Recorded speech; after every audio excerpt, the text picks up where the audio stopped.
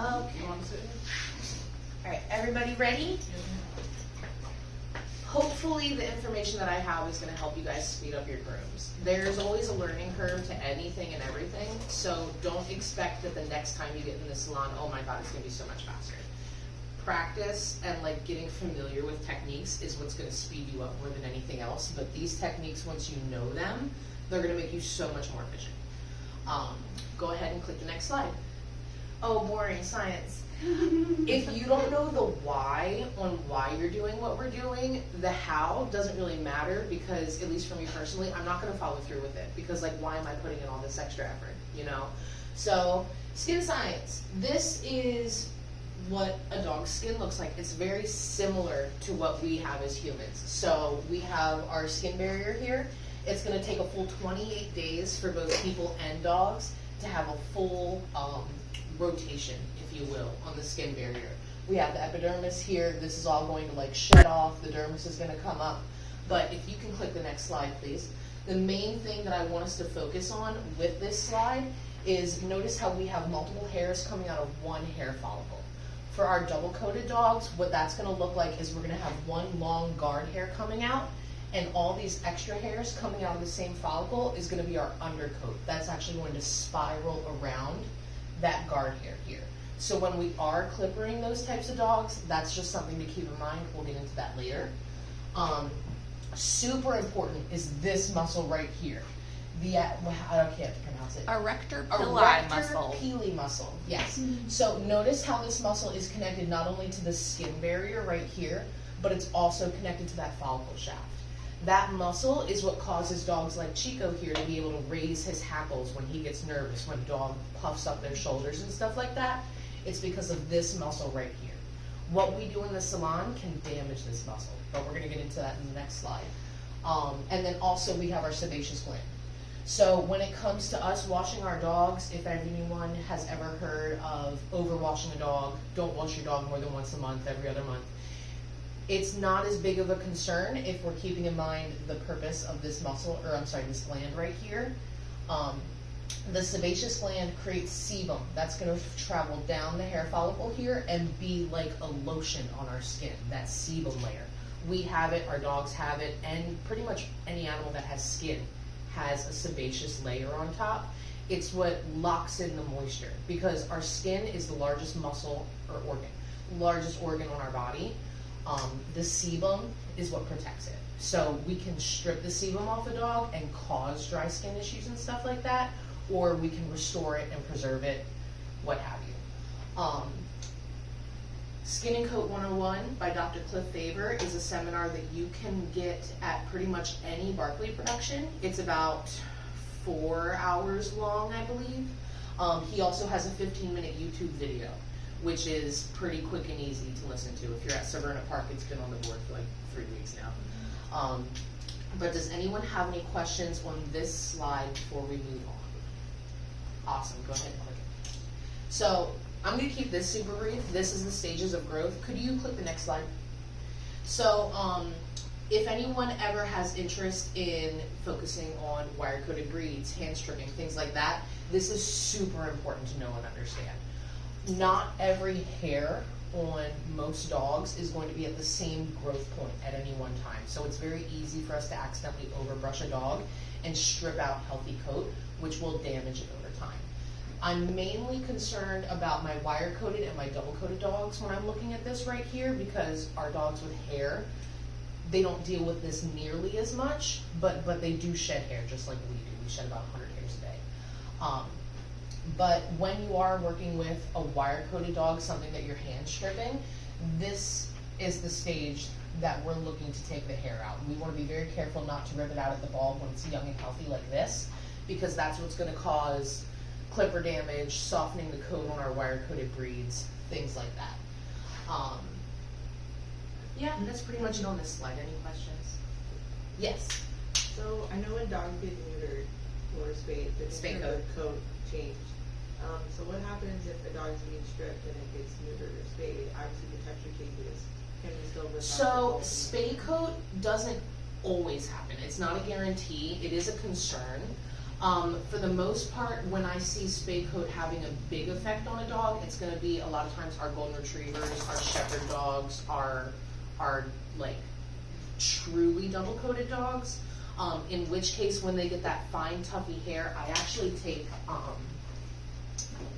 don't have any stripping knives out, but I'll actually take like a stripping knife or a pumice stone, and I'll hold the skin taut and I'll gently pluck out that soft hair. It de-sheds with a Furminator brush really easily. But when it comes to our terriers and our schnauzers and things like that, there's not really much you can do to prevent it. But if you were to improperly groom a dog, you could definitely worsen it. We'll get into that a little bit more when we get to our wire-coated slide. But yes, spay coat, it's a hormonal thing. So I guess there could technically, theoretically, be like a hormonal therapy you could do for it, but I have no clue on any of that. If you can hit the next slide for me. So, I'm going to tell you some things today that might piss you off. When it comes to our tools and things like that, we need to be very mindful on what kind of tool we're using on what type of coat. And also, like, slicker brushes, they're not all the same, obviously. But really quickly, I'm just going to follow the points because I'm going to go off track. Improper drying techniques can increase the likelihood of tangles between grooms. I have a standard poodle. If I do not stretch dry her hair, she's going to be mad at me 3 or 4 days. I'll go into the full drying process on a dog when we get Zenith up on the table, but obviously, you know, very beginner mistakes is when you have a dog on the table and you're just whipping your hand around like this. You're going to cause little tangles like that. The first time my hands ever started going numb, it was with a blow dryer in my hand. So not only can we damage the coat, we can also damage ourselves with improper drying techniques. Certain tools can damage the coat. This brush right here, I absolutely hate it. I don't even own a Furminator anymore. This tool is very often recommended to our German Shepherd clients, our Border Collies, our Golden Retrievers, and with the teeth being so short, all it's really doing is grabbing onto that long, healthy top coat, that silky, shiny hair, and it's just ripping it out. 90% of the hair that you take out with a tool like this, we're probably going to be causing some skin damage and coat damage to our double-coated breeds. If you have a Schnauzer or a West Highland or something like that, and you're looking to prevent clipper lines, like say you've already clippered the dog down and you take this tool to it, it'll be so good at like smoothing the coat after the fact. But generally, I like to think of this tool as a stripping tool rather than carding. Carding is removing undercoat, stripping is physically plucking the hair. Furminator tools tend to do a lot more plucking than they do gently taking out undercoat. We have our coat rake guide here. I can't tell you how many times I've seen someone go into a dirty coat on like a Pyrenees or a Malamute or the thighs on a Golden Retriever, and they're just ripping with that thing. When we have a tool like this, the teeth are serrated, and it's pretty much like we're using a really heavy duty comb. A lot of people, they'll take it to the dog and they'll just pull. Absolutely horrible thing to do. If you are using this tool, I like to use it on a completely clean dog. Generally, I might be blow drying the dog while I'm doing it. I'm putting it in and I'm gently rocking it out and pulling it away. If you know the pat pull method, we're not trying to pull those tangles out. We're trying to convince them to untangle themselves. It's more of a rolling motion rather than just ripping and pulling. You can do a lot of damage with this tool, and I'll show you some photos of what that damage looks like in the next slide. But moving on, cleaning ears and things like that, like obviously doing a groom on this dog is going to be a million times easier than doing it on this dog. This dog has been stretch dried, fluff dried, heat dried, and he's nice and dirty. Something I like to do with my dogs during check-in is flip open that ear, take a look at the inside. We always want to clean our ears after the bath, but sometimes those ears are like nasty, infected, waxy. I want to check on it beforehand. I might need to flush the ear before we get in the tub. Just get all that wax out, because that's one of the things that I see getting missed a lot is you'll get this really nice face, but then the ears, they still look kind of waxy. So being really diligent about our ears in the tub. And yeah, clippering a coat that hasn't been properly prepped, you're just gonna be going over it again and again and again. It's gonna be a big time waster. I'd rather spend 5 more minutes drying on the table than spend an extra 15-20 minutes fussing with a coat that doesn't wanna cooperate with me because I haven't prepped it properly. This slide is a little haphazard. We're gonna get really detailed with each individual coat type as we go. So this is just kind of like a visual reference. Oh, the Christensen brush. I don't use my Christensen Big G Slicker anymore. I spent $80 on it at a trade show, and for a year and a half, it's what prevented me from keeping my poodle in a Continental. The teeth on this brush, if you look at them, they're very, you can't see any definite clear lines on the brush itself. So this is a similar tool. This is the Foxy Roxy version of the Big G Slicker. Looking at it, you can see the pins, but there's not really any definition to it. If I take an actual dematting tool here, you can see the difference, how you can see columns of the teeth. So what's gonna happen is when I bring my hair through that brush, when it goes through this brush, the hair knows exactly where it needs to go. It's gonna go in smooth lines, it's gonna follow the line of the brush. But with this tool, as the hair goes through, it's going to zigzag through the teeth. It's not going to, it's really good for dematting a dog. It's not good for getting a smooth finish on a dog. So if you were to do a dog that's getting maybe a 1/2 inch, the Big G Slicker is fantastic. But if you have any dog that you're trying to preserve coat on, a Big G Slicker or a slicker brush that doesn't have inline teeth, it's gonna make your job a little bit harder, and it's gonna make the owner's job harder at home keeping that dog maintained. Any questions on that? Yeah, I like the Big G Slicker. I don't use it for dogs that keep coat. And this is the damage that we can cause. So if you were to take that demat rake and just pull on that hair, this is the kind of knots and tangles that we're going to be dealing with. We have our healthy hair right here. If you were to use a clarifying shampoo, the goal of that shampoo is to lift the cuticle on the hair, get all those little thingies raised. But then we want to follow up with a conditioner to help smooth all of that back down after the fact. If we're giving our dog a really thorough bath, getting them nice and clean, and we're not conditioning them after the fact, that's definitely going to make it a little bit harder for our clients to keep their dogs maintained at home in between groomings, which is going to keep them on your table for longer while they're here. So split ends is something that we deal with, but breakage, that's the main thing that's going to cause our dogs to mat and tangle in between grooms. So if we're like pulling on the hair with the comb or really fighting with, I really like to mention golden retriever thighs. I see a lot of people that are just trying whatever they can to get those knots and tangles out, and in the process we're damaging the hair a lot, and we're gonna just bring them back in next time and we're gonna have to shave it. So these are microscopic photos of all the damages that we can cause. Obviously, all these little strands, it's just giving us more friction in the dog's hair. So the more breakage, the more icky that we have going on, the more likely that the hair next to it is just going to want to Velcro to it, and it's all going to bind together. So using conditioners is super important to try to like smooth those cuticles down, reduce friction. But most of this, it's 9 times out of 10 technique of what we're doing in the salon when we're running into breakage like that, or even our clients at home, you know. Any questions on this? Cool. You can hit the next slide for me. Okay, cool. Now we can actually talk about dogs. So, no stress, Carrie, you're good. If anyone wants to record while I'm gone, please. Thank you, thank you, thank you. Okay, our coat types. There are up to 15. We're only really going to be talking about 4 in here. Bye. She says, I love Carrie. There is another Barkley seminar called the 15 Coat Types. It is, I believe, a 4-hour seminar as well. Absolutely fantastic. I've sat in on this one at least twice. Skin and Coat by Dr. Cliff Faber, I've listened to at least 4 times by now. But there's just so much information on these seminars that you're not really going to be able to absorb it all in one session. So if you do continued education, I definitely recommend like revisit it a year or 2 later. You're going to absorb a lot more information. But we have our wire coats, our drop coats, curly, double coats. We're not really gonna get into hairless. But those are the main 4 that we're really dealing with in the salon. You can go ahead and click the next slide. So, our golden retriever here.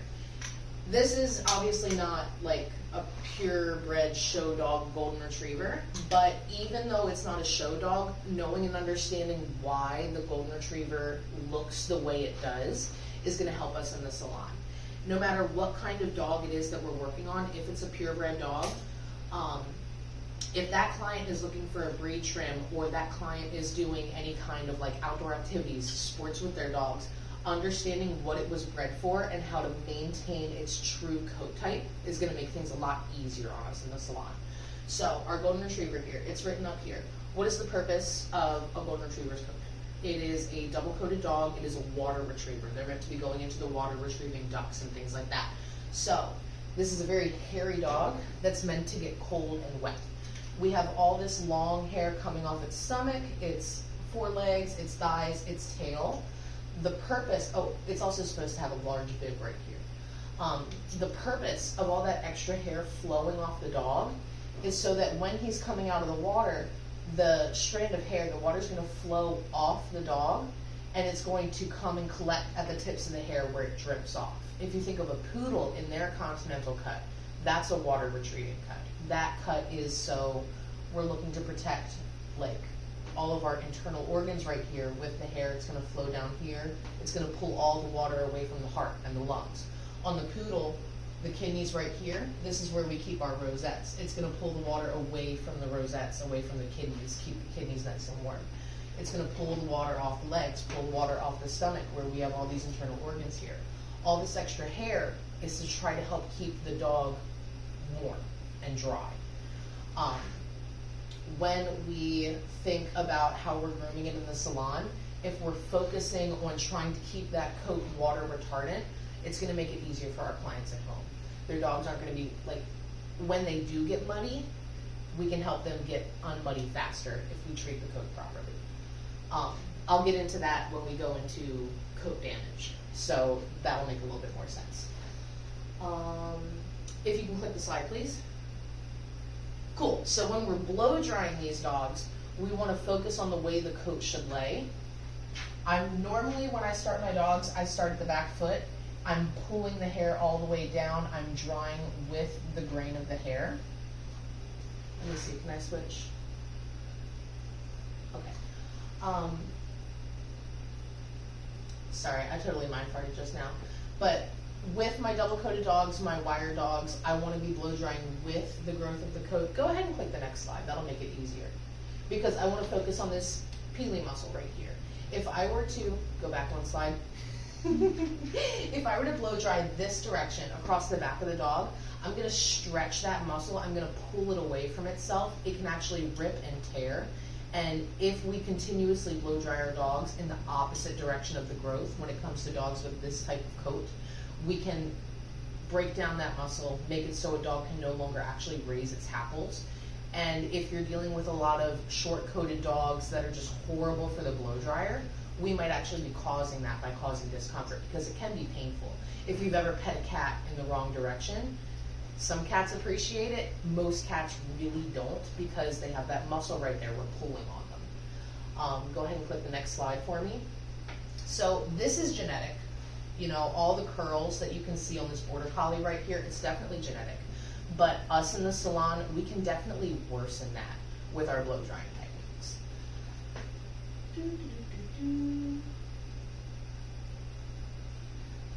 A lot of clients that I've run into that have golden retrievers or border collies where they want me to actually do a clipper cut on their dogs, a lot of them do have the natural curl to them. And if I were to blow dry it the opposite way, the client's gonna be a little extra unhappy. They're gonna be more likely to wanna shave it down in the future. Me, my goal is in preserving the coat, keeping things as healthy as possible. I'm not a big fan of shaving double-coated dogs. There's nothing wrong with it for people who do. Good, live your best life. Someone's gonna do it, you know, whether it's us or another salon. But me personally, I like to try to preserve the health of the skin and the hair as much as possible. I want to try to avoid my client wanting a shave down at whatever cost. So blow drying from neck to tail is gonna make that a lot easier. Is everything okay? Yeah, I just saw Zenith like running around a lot. Oh, okay. She's like pinging from corner to corner. Alrighty.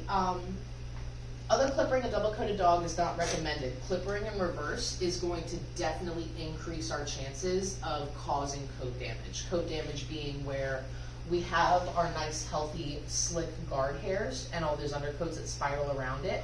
When we cut that guard hair, the little undercoat that coils around it, it's not going to be able to stretch as much as it normally would, and those coils will actually shrink against the skin.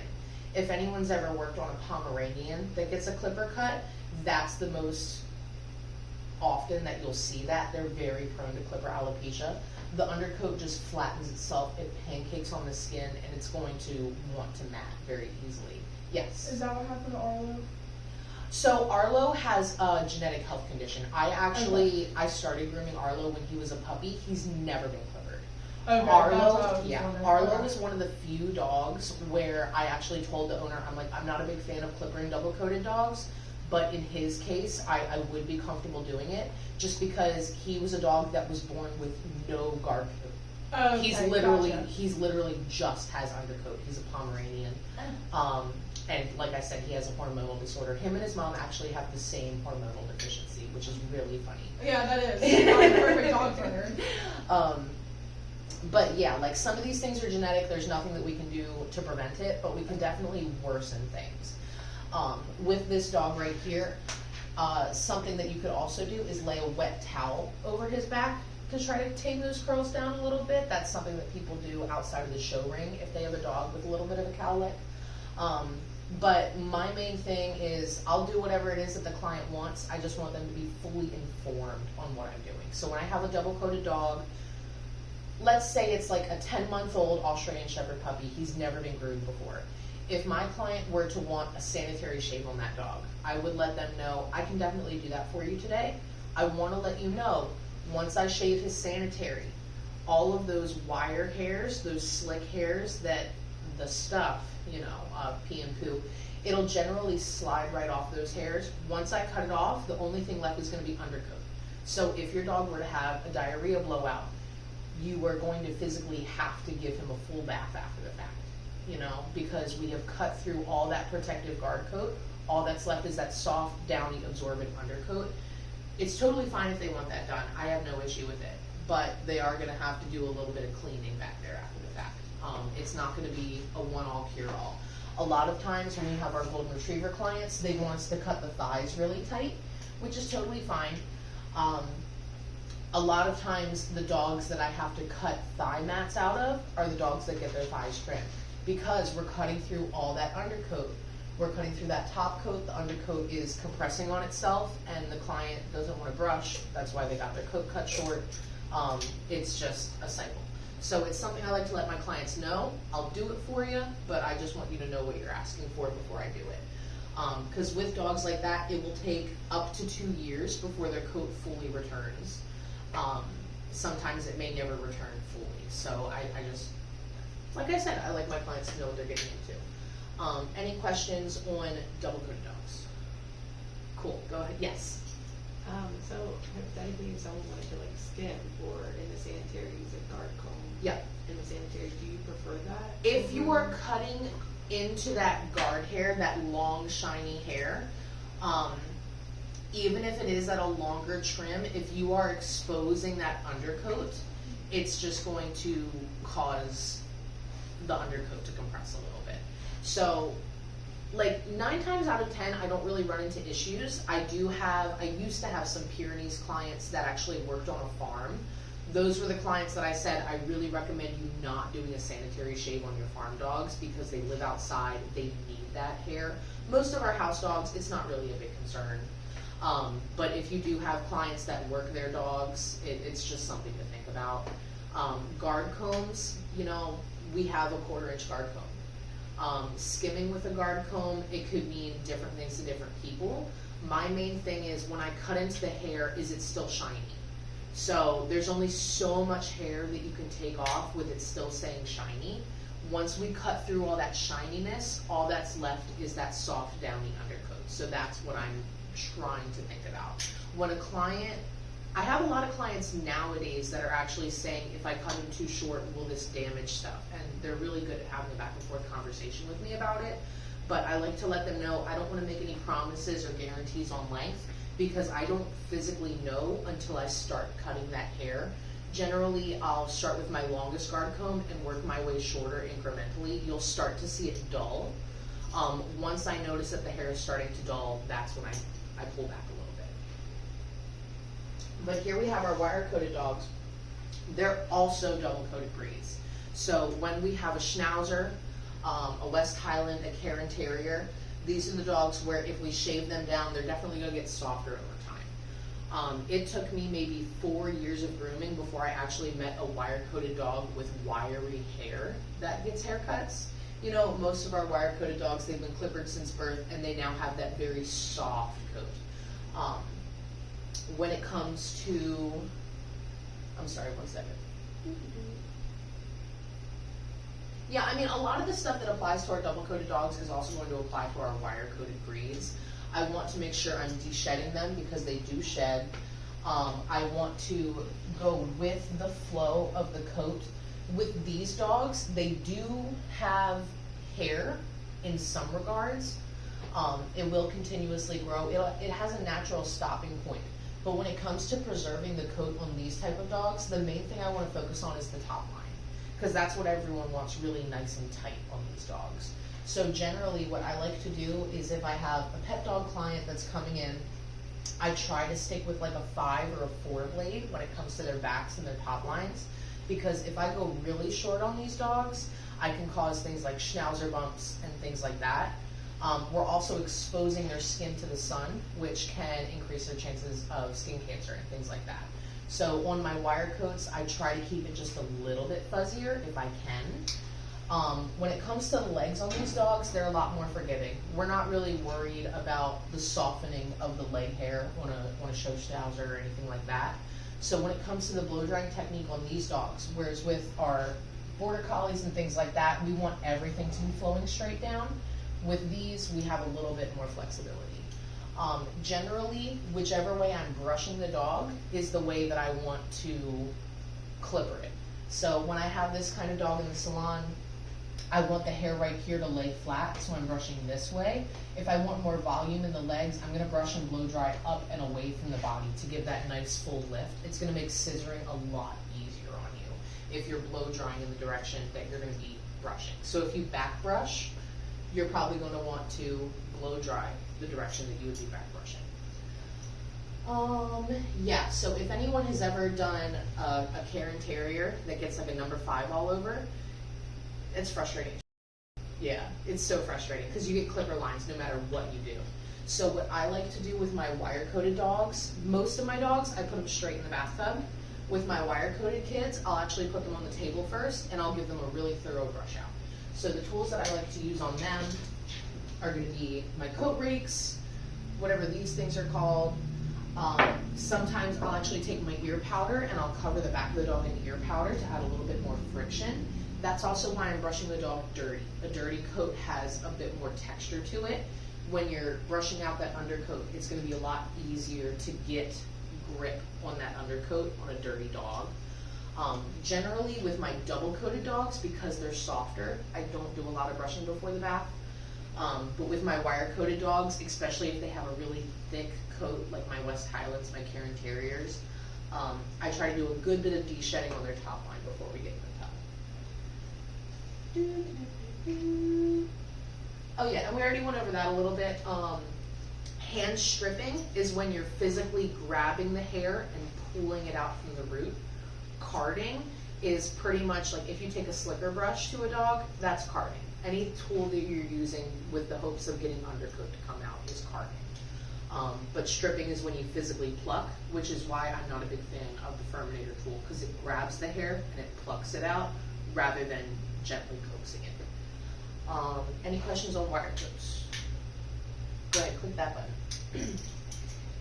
There's my dogs. That's Adelaide and Zenith. Curly coated dogs, they're not able to raise their hackles. They probably still have that axillary muscle thing, But for whatever reason, it's not super active. They can't raise their hackles. They can't make themselves big. So when it comes to back brushing and things like that, we're not too worried about damaging that skin. They also have curly hair. So whatever way you dry it, whatever way you brush it, that's the way it's going to want to lay. It's very important with these types of dogs, if you're trying to get a really nice finish, we have to blow dry them properly. We have to stretch that curl. Excuse me, like I said before, you want to blow dry the direction that you're brushing the dog. So if you're doing a guard comb over a dog, if you're like, say here's the head, here's the butt, if you're blow drying this way, you're gonna want the hair's gonna wanna lay the way that you're blow drying it. So when you go to clipper later, you're clippering this same way as well. The hair's gonna lay flat, close to the body. I like to blow dry against the grain. I'm back brushing against the grain. I want that hair to be nice and full and stand up for me. I do like to use a heated blow dryer on my curly coated dogs, especially if I'm trying to get that really nice Asian fusion kind of face or really nice big full column legs. If ever you do use heated dryers, I like to use a heat protectant spray. So the best shot is what Michelle tends to provide for us. I know we have it here. I'm pretty sure we have it over at Crofton as well. But the Wonder Pet spray by Groom, that's what I use for my grooming competitions. We're going to get a little bit more into curly coats down the line, but does anyone have any questions on this? Go ahead and click it for me. And then we have our drop coats. So Maltese and Maltese mixes, it tends to be pretty difficult to get a really nice finish on those dogs because a lot of times they are blow dried properly. If I have a dog like this where I'm trying to get everything to sit nice and sleek, I'm not going to want to blow dry up against the grain of the hair because that's going to make the hair want to sit nice and full and voluminous. You know, if you're trying to straighten your own hair in the morning, you're not flipping your head over and blow drying it down because that's going to give you a lot of volume. Throughout the groom, I really want to focus on where am I trying to add sleekness, where am I trying to add volume, where am I trying to add lift. The way that you blow dry can have a big effect on that. They are also unable to raise their hackles. Although with this hound here, I don't know if anyone's ever seen one of these guys in person. They actually do have a very short coat right here. It is hand stripped, the top line on an Afghan hound. So I don't know if they can actually raise their hackles or not. But all of this hair right here, it would be an absolute crime for me to blow dry up against all that length. It's gonna tangle, it's gonna cause friction, it's not gonna be sleek and shiny. And yeah, when it comes to faces, the direction that you blow dry is going to be very important. I have another slide on that later. Go ahead and click it. Cool. We're getting through this in record time. When it comes to getting a really nice finish on your dog, if you're not washing it properly, obviously that's going to have a big effect. We talked about the ears earlier, but when it comes to shampooing our dogs, I see a lot of things that get missed, and that's going to cause frustration down the line. Me personally, whenever I'm shampooing a dog, the very first thing that I shampoo is going to be the feet. You know, I want to make sure that I'm getting in between the toes, scrubbing really well. Even myself, like I've gotten a dog out of the tub, put them on the table, and found dirt around the toenails. It's so common. You know, we don't really think about the feet, especially when we have a really big dog in the tub. So it's just something to think about. When it comes to patterns and routines, everyone has a way that they say is the right way to do things, but you and your routine, that's what's most important. Whatever you're going to be most comfortable with and stick to, that's what's going to help you build speed. So me personally, 90% of my dogs that I have, they go straight into the bathtub. It just makes things a little bit easier for me. I don't like taking a dog on the table, off the table, in the tub, out of the tub, on the table, off the table. It's just a lot of steps. Most of the dogs that work with me, they understand that routine, especially when we get to our older dogs. When you have a dog that's maybe starting to go deaf and blind, having a solid routine for those kind of dogs is going to make them a lot more comfortable in the salon because they know what's coming next and they know what to expect. But if you want to put your dog on the table first, shave the pads, cut the nails, do whatever you're most comfortable with, I would just stick to a routine if you're trying to build speed. What's better, the Blue Mule system, bottle bathing, bucket bathing? It really doesn't matter as long as you're using it properly. So if you have a shampoo that's labeled as a 50-to-1, I would do everything in my power to try to get it as close to that 50-to-1 ratio as possible, because an under-diluted shampoo can also cause more friction and damage to our coat. We don't want to strip too much of that sebum layer off of the hair and skin if we can avoid it. If you're doing a competition level groom, that's unavoidable. The goal is to completely strip the skin and coat, but then re-nourish. But yeah, as long as you are making sure you're getting every part of the body, that's what's most important. Something that I like to think about is, should we be wetting the dog before we soak them up? It really depends on how you're washing it. If you're using a bottle dilution system, if you're working on a wet dog, you're going to continue to dilute that shampoo if it's pre-wet. If you're using the Blue Mule or the Hydro Surge or whatever it's called and the dog is already wet, again, we're going to continue to dilute that shampoo if we're putting that shampoo and water mixture on an already wet dog. If you have a shampoo that you're using straight on the dog, go ahead and wet it down first. It's not a huge concern, but if I'm looking to get a really nice finish on a dog, or if I know that the dog has a really poor coat, I'm going to focus a little bit more on making sure my shampoo ratios are what they're recommended on the bottle, because those companies, they've spent thousands of dollars on testing the perfect ratio for that shampoo, and most of the time we just ignore it. But they put all that testing in, and the recommendations are there for a reason. The shampoos that we recently added the Smart Wash to our rotation, the 50-to-1, the Wags to Riches package, if you will. I like the Smart Wash shampoo. The main marketing focus on that shampoo is it's not supposed to strip that sebum layer off the skin. So if you have a dog that the conditioner's just really heavy on them, the Smart Wash is a good option for getting that dog clean without drying out its skin. But if you have a dog that's already dealing with dry skin, I really like the Argan Oil shampoo. The Bark to Basics Argan Oil is actually a big recommendation for dogs that are trying to preserve long coat. So I use it on my competition dogs in between grooms to keep them maintained. It adds a little bit of strength to the hair, it prevents breakage, it's really nice. And then clarifying shampoos, if anyone's ever used the Chris and Gin's Clean Start, I believe iGroom has a clarifying shampoo as well. Those are the shampoos that I'm using pre-competition. It gives you a clean start. It gets all the extra product out of the hair, all the extra gunk and grime. That way, when I get onto my competition table, the judges have nothing to bat an eye at. It helps give you a very consistent, clean dog. So if you do have a dog that you're really struggling with the texture on, like I said, those Maltese mixes tend to be a really big one. If you do have a clarifying shampoo at hand, give it a try and see if that's helpful, because those little Maltese, like that soft, downy hair, if there's extra product in it, it's not gonna cooperate with you. And should you be using a conditioner? So if we are stripping all of the sebum off of the hair and the skin, we've removed that protective barrier. So think about when you have a really nasty Cocker Spaniel that has a chronic skin infection. Our goal is to get all that extra oil and gunk off the coat, right? And 9 times out of 10, what I see groomers doing in the salon is they don't condition that dog because it's an oily dog and they don't want to add more oil to it. But what happens is the skin is like, oh, I'm really dry, I need to produce more oil. So the dog produces more oil and more oil and more oil. And you run into this cycle of, I need to wash all the oil off this dog. And then it produces all this oil. And we throw that equilibrium out of max. Think of that pendulum. It's swinging dramatically from one side to the other. It's unable to find that happy medium. So what I do on those really oily dogs to try to prevent them from continuing to be really oily dogs is I absolutely slather them in conditioner before I wash them. That oil in the conditioner is going to bind with the oil on the dog's skin, and it's going to help wash everything away when I do add my shampoo. So I condition everything, I let it sit for 5 minutes, rinse it all off, I put my shampoo on, whether it's a clarifying shampoo or an argan oil shampoo or whatever works.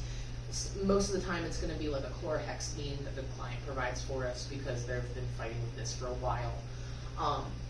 But I use whatever shampoo the client wants me to use, and then I go in again with my conditioner, and I condition that dog really well. What I want to do is I want to repair that skin oil barrier. I want the skin to say, oh, I'm hydrated. I don't need to produce all that oil right now. So I've actually had maybe 3 or 4 clients, 2 of which are Cocker Spaniels, where we've pretty much gotten their skin conditions under control. There was this guy, Harvey, where his whole chest was like a 3x2 cake of skin gunk and nasty. I told his parents to stop using the chlorhexidine at home. If they are going to use the chlorhexidine, make sure you condition him really well, because what does our chlorhexidine do? It strips all that oil and grime and everything off the skin. It's not a bad tool, but we need to understand that when we're using chlorhexidine, we're taking everything that the dog has off, because they're trying to wash away yeast and bacteria, you know? So they're going to wash all the natural sebum away as well. It is a good product if you're also following up with a conditioner, because we need to protect that skin barrier. Another thing to keep in mind is a healthy hydrated hair will dry a lot faster than damaged hair. I've bleached my hair in my own bathroom so many times, and I can't tell you how much longer it takes to blow dry my hair after I bleached it. Because damaged hair, it's dry, it wants to hold on to that moisture. So if I have a dog and I'm not conditioning it and its hair is getting drier and drier and drier, a lot of our really thick doodle clients that take forever to blow dry, I notice people stop conditioning them because they're worried that the heavy conditioner is going to make the blow dry take longer. I've cut 5-10 minutes off of some of these giant doodles just by adding a conditioner to them, because the hair is like, oh, I don't need to hold on to that moisture. I have the moisture from the conditioner. So it's much more willing to let go of all that extra hair. And if you think back to what our lifted cuticle looks like, you know, instead of having that nice smooth hair shaft, if you have a lifted cuticle, that's more texture for the water molecules to hold on to. You know, so if you condition and you smooth that hair shaft, it's going to make things a lot easier. And yeah, skin health equals a weightless finish. I don't remember why I read that. But yeah, when it comes to grooming competitions, I do condition. Bedlington Terriers, they're one of the most difficult hair types to work with. I've learned a lot working with this dog and her family.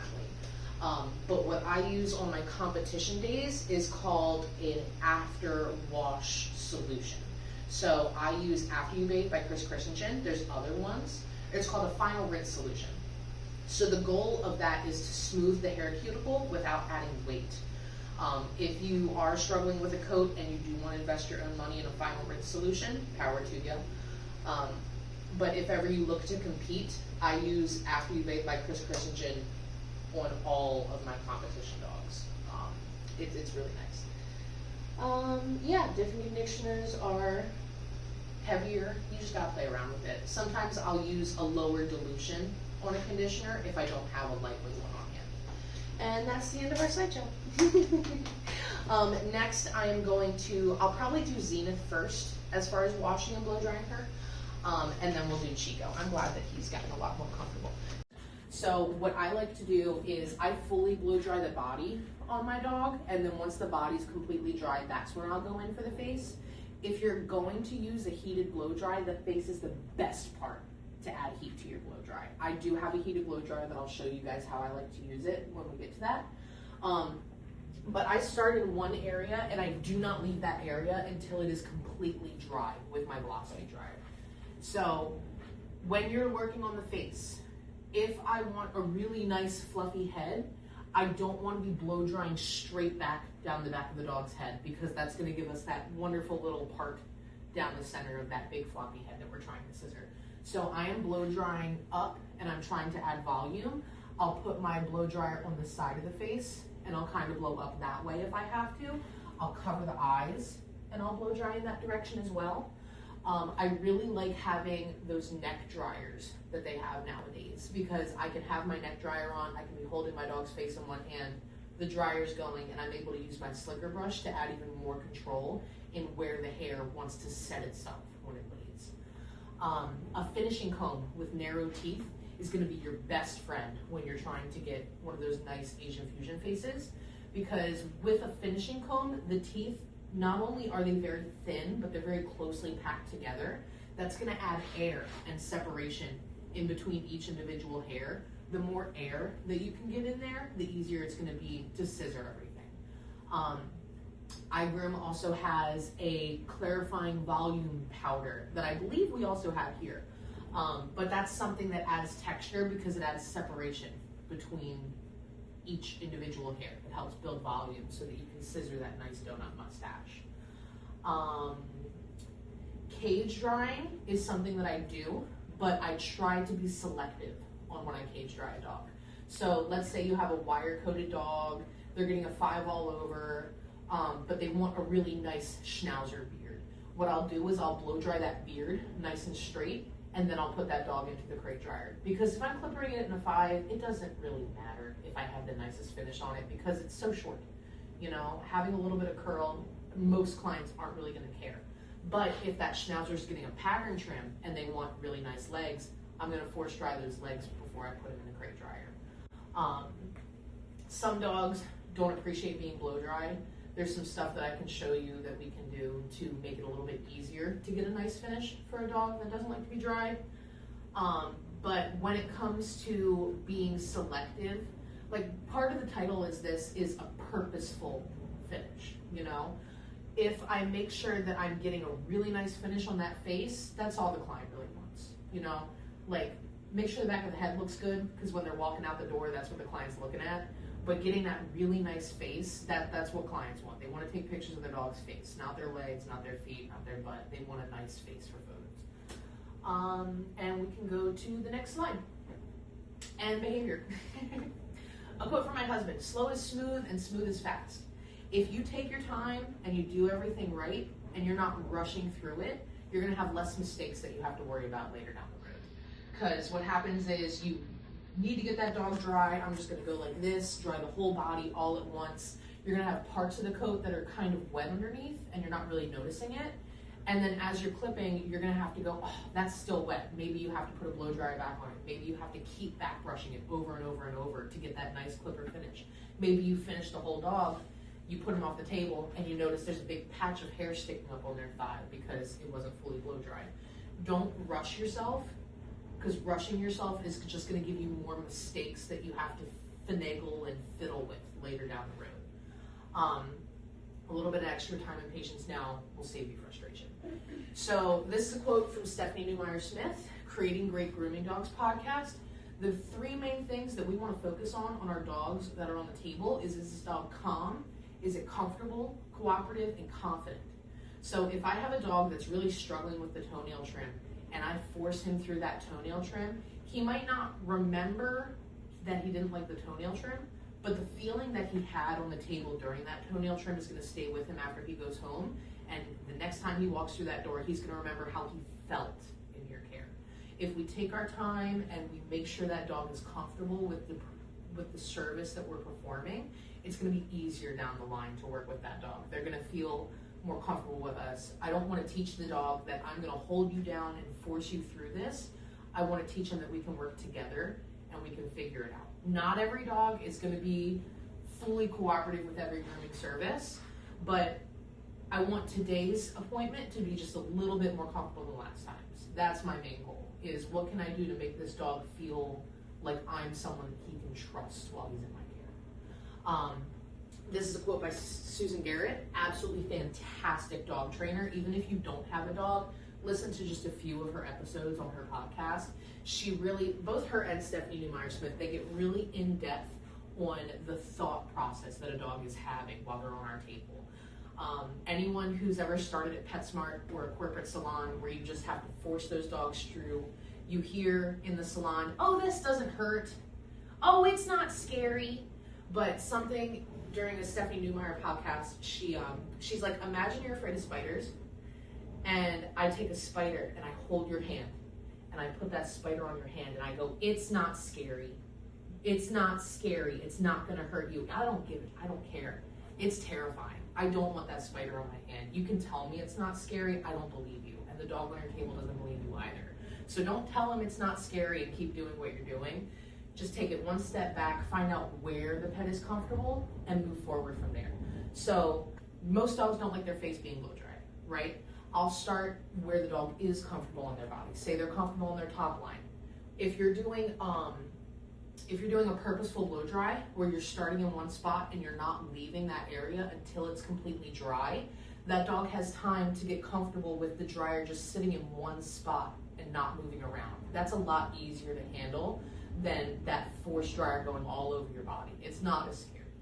So I can move that just 1 inch closer to his head and 1 inch closer to his head. And maybe I can't get his face fully blow dried, but maybe I can dry his neck today and I couldn't do that last time. You know, it's incremental things that we can do to make them more comfortable down the line. And then we have one more slide, and it's just going to be one more slide on additional resources. Groom House is $35 a month. This economy sucks. I can't afford it anymore. But if you follow them on social media, it's fantastic. They have little tips and tricks and things. Follow people that you like on Instagram. My Instagram, I don't really use it very often, so pretty much 90% of the people that I follow, they're other dog groomers. You know, you can have a throwaway account where it's all dog grooming content. I follow a lot of people from Japan. I don't understand anything that they're saying in their comment section, but they have really good diagrams on how they do the faces. That little toy poodle that I showed you with all the arrows, they do stuff like that all the time. Like, you'll find hundreds of accounts that just post little diagrams of like circles and arrows on a face. Really good for inspiration. Creating great grooming dogs, I try to listen to at least one episode a month, just because it puts me in that mindset of, am I being patient with these dogs? Do I actually care about how they feel while they're here? When you get to a point where you have a dog that was almost untouchable when they first came in, and now you can get through an entire grooming service without them trying to bite you, I cry. You know, it's such a good feeling, and I really would like if everyone could have that really happy feeling at some point in their career. Jess Rona is a great person to follow if you can't afford any of her classes. She does really nice faces. And then Leading Edge Dog Show Academy is a free resource. You do have to sign up for it, like put in your email, but you do not have to pay for the subscription.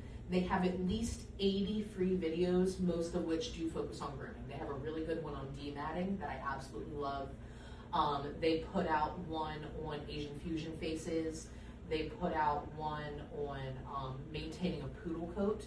And a lot of what they focus on is poodle stuff, which transfers very easily over to our doodles, which is 90% of what we do in the salon. So Leading Edge, if you don't have an account, you really should. It's really, really good. And they also have free content on YouTube and TikTok and whatnot. But now we are officially done. Oh, also, these two people are on Groom Team USA. You should definitely follow people who are on Groom Team USA. Even if you don't want to get into like competitive grooming and all the fancy, scary stuff. And now, This is a toy-coated blow-dry demonstration. He is a very quick blow-dry. He is a toy poodle. He blow-dries very quickly. But notice that I'm starting with his foot. I like to start with his feet. I make sure one area of his body is completely dry. But I'm also holding a towel the next. I can move my blow-dryer around a little bit, but notice that foot is fully dry before I move up to the hock. The hock is fully dry parts of the dog's body, or even raising the humidity. And because he sees me so frequently, when the room is very humid, it's going to take longer for your dogs to get dry. Very healthy hair, which blow dries. It's not going to help you get your dog's dryer faster. It's going to help the people on the table next to you as well. And as I stated earlier, I'm starting on one part of his body and I'm not leaving that area until it's completely dry. This is helping me ensure that he is fully dry before I go in with my clippers. It's going to give me a more even finish, and it's going to keep me from missing spots and making mistakes. Generally, when your blow dryer is going all over the body, we're trying to dry the whole dog at once. It's going to hold moisture in the coat. You're not going to stretch the hair as thoroughly. So if you're trying to get a dog with really nice column legs, a really fluffy poodle tail, or one of those really fancy faces, it's going to be hard to get an even finish once the dog is completely dry. The hair's just going to want to curl a little bit more if it is a curly coated breed. I I do have a heated blow dryer on my station, so I like to add heat to at least the areas that I'm looking to hand scissor when I'm grooming my curly coated breeds or even my long haired dogs if I want to add nice silky ears or something like that to the groom. Once I fully blow dry my dog, I'll go in with my heated blow dryer and just do a quick, maybe 2 to 3 minute overview with my heated dryer. Now, for dogs who don't appreciate the blow dryer, but you still have to scissor the face later on, what I like to do is take one of those micro-absorbing towels, the ones that are a little bit stiff when they're dry. I try to dry the face off as much as I can with a super absorbent towel before I put that dog in the crate, but I also want to try to hit that dog's face with a slicker brush before he goes in the crate as well. This is going to help kind of straighten the hair just a little bit, even if you can't put a force dryer or a fluff dryer on that dog's face, it'll help just get a little bit smoother of a finish when it comes time to scissor. Another tool that I have on my station is an adjustable arm with a dryer clamp on it. So I can actually take my velocity dryer, take the force nozzle off of it, put it on the very lowest setting, and clamp it to my table. The arm's adjustable so I can move it as close or as far to the dog as I need, and sometimes I'll just blow that gentle air towards the dog while I'm grooming the other parts that I am able to blow dry. So if I can blow dry the body, I'll go ahead and clipper that, do the dog's nails with the gentle air blowing towards his face if that's not too overstimulating for my pet. And lastly, a recap for our double-coated breeds. When blow drying, we always want to blow dry with the growth of the coat. Remember, we have that erector pili muscle just under the skin. We do not want to stretch that muscle more than we need to. We do not want to cause discomfort to the pet by blow drying their hair against the grain. A lot of times we think that it'll get us a faster blow dry, but in the long run, as long as you're line drying with your double coated breeds, blow drying into a towel and just moving with the grain of the coat instead of against the grain like we would with our curly coated breeds, that's going to get you the fastest results always.